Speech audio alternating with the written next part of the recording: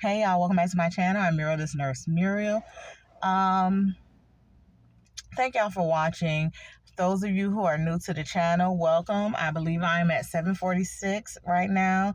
To my oldies but goodies, how y'all doing? For those who are new to the channel, just to let you know, I am Muriel. I'm a 45-year-old registered nurse, bachelor's prepared nurse, and I prefer long-term care. I originally started watching YouTube videos on nursing because at the time I was in my bridge program doing my LPN to RN. I prior had been an LPN for 18 years, and I had attempted to bridge once before and dropped out. I think I was like 30 years old at that time. When I originally got my LPN, I was 21 or 22. And I had always promised myself by the time I turned 30, I would go back for my RN. Well, I did, but I didn't remain. I ended up dropping out. I returned back and bridged again, and I completed my bridge at the age of 41. I believe I was 41 or 40. And during the time while I was bridging, I was searching for a nurse channels, and I started watching those. And one thing I realized that there weren't that many nursing content creators of a particular age, like an age range around my age, who were actually going back to school. And, you know, it's interesting hearing the stories from the 20-year-olds and early 30s, but I'm not really there in life anymore. Like I said, when I started to bridge, when I went back for my bridge, I was, because I had to take some classes over because it had been 5 years. Almost 5 years, and the school wasn't going to accept them. So I was like 39, I believe, and when I actually finished, I was 41. I was looking for those content creators who, you know, were in the realm of going through that process at my age range, and I was like, let me just be the voice for the older nurse, the nurse I'd say 35 and over, because I feel like things are a little different. I have children, I'm like settled, different things in life interest me. I have a different focus. Like, my focus now is on preparing for my children's future, which I should have been my focus all before, but I was younger and I wasn't thinking about that. So my focus now is like trying to set my children up. And I wanted to reach out to those nurses who kind of had those same, like, we're there in life, you know. And so that's why I made my channel, to encourage the older nurse, to let you know you can do it, because y'all, I did it. And not only did I go back and bridge for my ADN, after a year after graduating, I went back and also obtained my BSN. And so I just wanted to encourage other women or men that they can do it. It was a challenge. I did have those days where I wanted to cry. Well, I actually did cry a few times. I remember one time laying on my bed with just surrounded by my books, and I just had a headache, a very bad headache, and I know it was from the stress of trying to study and, you know, trying to do all these assignments that we had for the bridge program.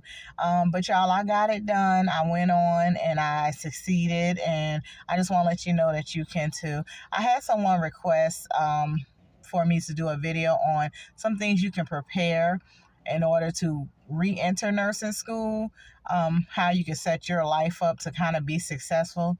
And let me just say, I think I did a video about that before. Hold on one second, y'all. I think I did a video on this before, but at the time that I went back to school, my kids were, I had some children that were older, like teenagers, and they lived a pretty decent life. Like, my kids had already lived a decent life. And what I told my older kids is, you know, life is good now. Life was good, but I told them life would be even better. Just, you know, hold on. Let me get this RN degree. And, you know, I just needed their help. I needed their help just with their siblings. Because I know it was like I had been in the program before. I've been in the program before, so I know it was a lot of studying, a lot of, you know, stuff you had to do in order to be successful. You had to sacrifice a lot, and I did have to sacrifice. I had to sacrifice a lot of time. I had to sacrifice trips, and it wasn't for a long time, y'all. It didn't take me long. Once I got into the bridge program, it was 3 semesters, because they made me take this this course, which didn't make no sense to me. That's one thing you're gonna learn in nursing school. They make you take a lot of courses that really don't make any sense. But I needed them to kind of, handle their siblings, so they had to like make sure they got them off the bus, get them dressed for school in the morning. They actually did the cooking and all. Now I would order the groceries. I worked as an LPN, and I did like barely a weekend. So you work a Saturday, Sunday, you get paid for 32. You work Saturday and Sunday, and they pay for extra 8 hours. And then I would pick up like 4 hour shifts here and there, because if you're a nurse, it's easy to get a little 4 hour shift. And I had to maintain my bills. I was, I'm the sole provider. I had to maintain my bills, and that's how I did it. And I was actually better at maintaining my bills during the program. And I think it's because I knew there was no other money coming in. There was no other way for me to wiggle and make any more money. So I maintained my bills with the money that I was earning. I also was able to get grants, and I always had a little left over from the grants. And that leftover I had, it helped with things like gas and just essentials that you need, because the school I was attending at this time, I had already purchased my home by the time I got into the bridge program, and my school was 30 minutes away from my house, so gas back and forth. But some things you can do is just go ahead and let your family know. Don't be looking for you to come to events. Don't be looking for you to become the events, because you're going to be studying. I can tell you honestly, I was at the library like Monday through Friday, me and a study group. I do well with study groups. I do well at studying alone, but I couldn't study at home because it was too many distractions. So we met up at the library just about every afternoon and went over whatever was discussed in class that day. And it helped for me because I was able to pick up on some things that I may have missed in class or was confusing for me in class, because there was always someone in the study group who just caught on to everything, and that person kind of taught us, and so I did study groups like Monday through Friday. We did little things like go out to eat sometimes and study, not always at the library. Sometimes we meet up at a restaurant, and to this day I'm still in contact with just about all those ladies. A couple of them have already moved out of state, but for the majority, a lot of them still stayed in the area. So yeah, I told my family I'm not going to be able to attend things. Just don't even get mad because I'm not going to be able to attend. And now I'm not saying I didn't attend anything. I did attend some things, but I just let them know not to get mad if I'm not able to. Also, weekends for me was just really work, and my kids had to understand that. And so when I could do things with my kids was really in the daytime after I got out of study group, and after they got out of, like my son got off the bus or whatever, because my oldest that was home at that time, he had already graduated high school at 16. He graduated early. So I would like take them out to eat, but it would be like a dinner, I would do things with them, but we couldn't do a whole lot.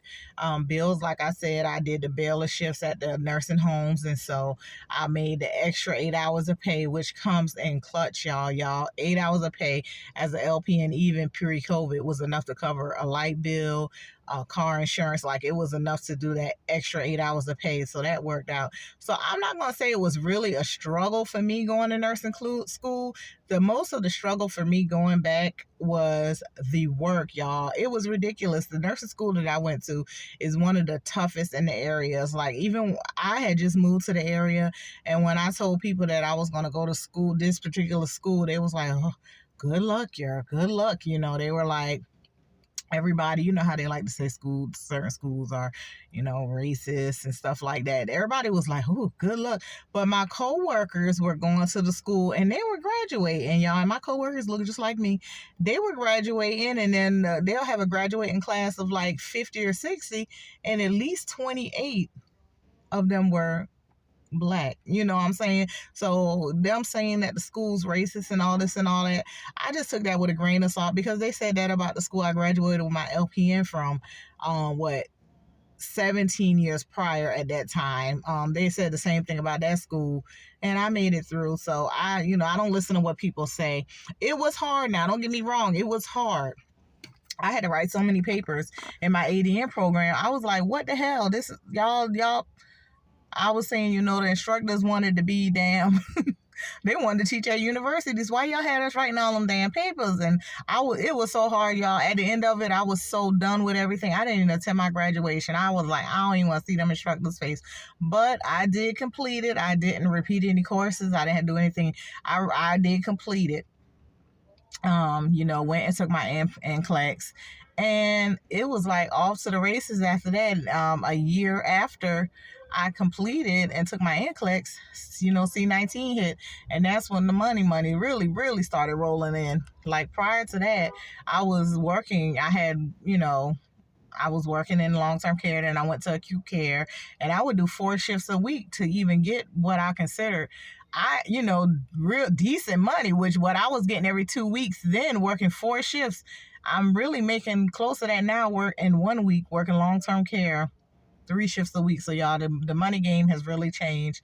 But yeah, those are some of the things that I did. As far as like grocery shopping, I did online grocery prior to going back to school, y'all.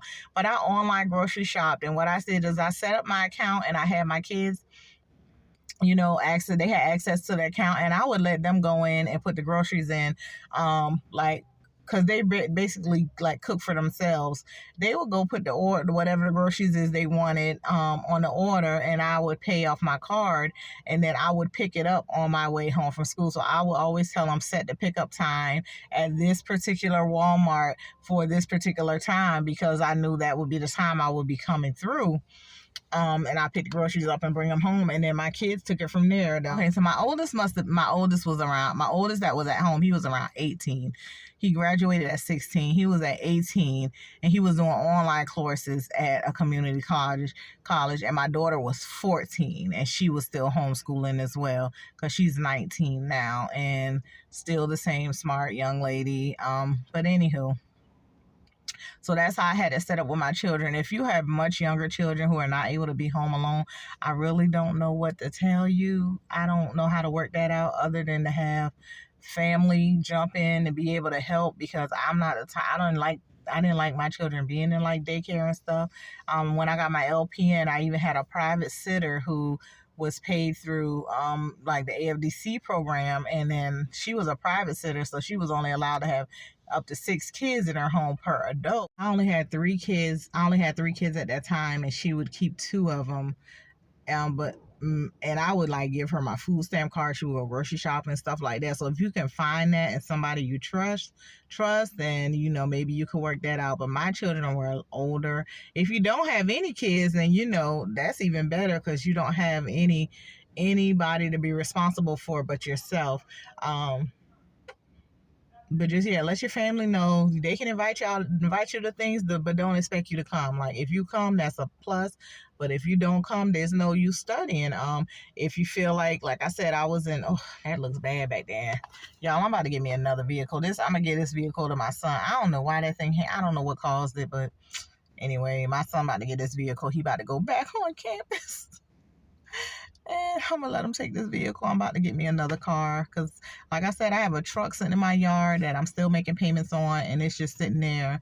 It needs a whole motor, and I just decided I'm just going to go ahead and trade it in and let them to add that whatever is left on there onto another truck, because I'm tired of paying for that thing, and it's just sitting there. And I thought about, even if I was to buy a motor and have it put in there and all that, by the time I do all that, and then what if it breaks? I'm that type. So I'm just going to go ahead and get me a new car. But anyway, I'm going to get my son this, and maybe he'll do something, tack that up. Y'all know how they used to do it back in the day. He might tack that up and keep it moving, because at least he'll have his car to take with him back on campus. He drives his car a lot anyway. So, but yeah, what else? What else can I tell you? Like I said, that was with the groceries. That's the way you can, and even if you're not a nurse and you're going back to school, say you're a CNA or you work any profession, see how you can change up your hours. I know with CNAs, a lot of CNAs I know that go to school for nursing, they come and knock out doubles.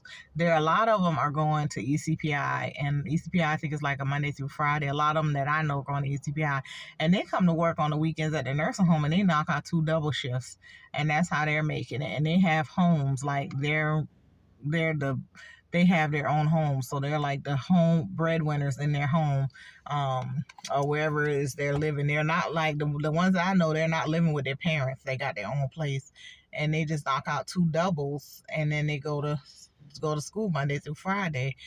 Don't buy anything for school until you actually get there. Because let me tell you, they be telling you you need all this and all that, and you need all this and all that. Child, I only took one. I bought a 5-subject notebook and some pens, and I recorded the lecture on my phone. I didn't use all them extra this and all that extra mess they be telling you.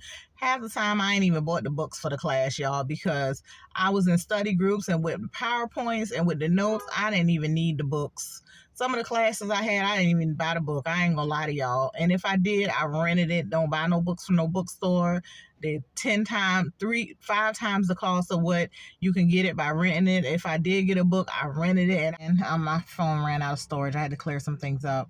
I got about 60 customers. So I have one customer who has like 14 or 16 of our trash cans. He owns a